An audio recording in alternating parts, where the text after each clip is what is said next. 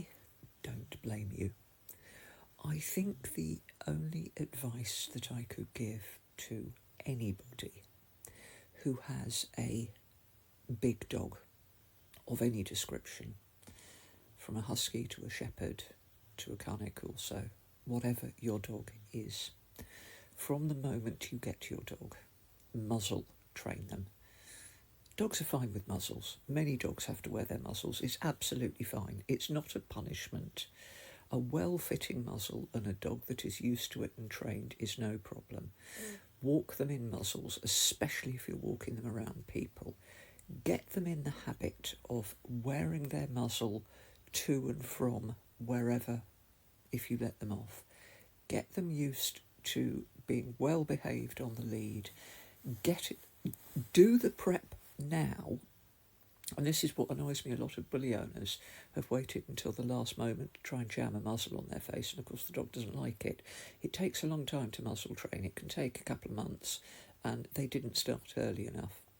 So start in advance now before you need to, because if you do that, and if there comes further down the line further bans, then you've already done the work and it's not a problem. You can think, oh, fine, your dog is well trained, they behave on the lead, they're used to a muzzle. Get insurance in place now so that you've got the right insurance. A, it's good practice. Oh God, it can save you some heartache down the line.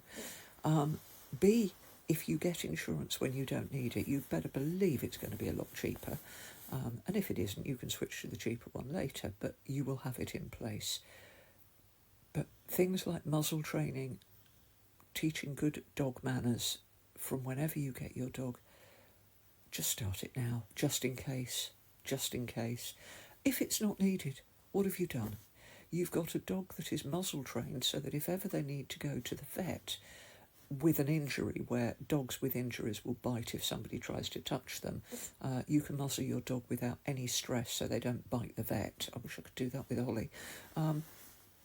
Yeah, it's all I can suggest, but I really think it would be, if we could try and enter, as dog owners, an era of responsible dog ownership, it might prevent it happening further down the line. You know, when I think my first dog, Lucky, I mean, she was a lovely dog and I adored her, and it was, 35 years ago now, but the latitude, I mean, Lucky would run off for days. You couldn't do that now. Dog culture has changed the way we treat dogs has changed, and I think it's for the better, but I think we need to carry that on, and we need to really get so that everybody's dog is well trained, will walk nicely on lead, stays on lead. There are off-lead areas that, you know, we insist that our dogs have got perfect recall, that there are accessible off-lead places, private off-lead places where they can go and have a run, all that shit, because for the dogs that are living now, we'll be doing the groundwork for the dogs that exist in the future. And if your dog is used to being on the lead and muzzled when it's out in public, it will have lovely manners. It won't happen again.